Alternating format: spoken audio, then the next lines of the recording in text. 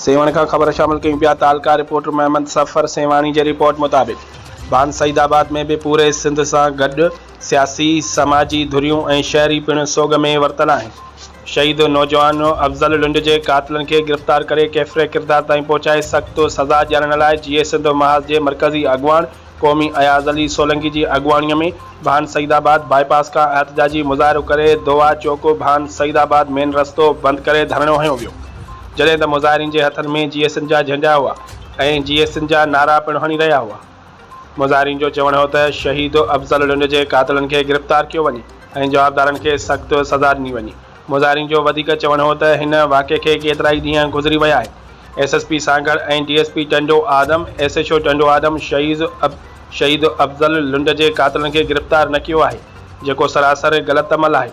शहीद अफ़ज़ल लुंड सां ज़ुल्म जी इंतिहा कई वई आहे।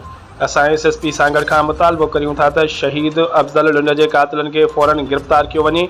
शहीद अफ़ज़ल लुंड के खून सां इंसाफ़ कियो वञे।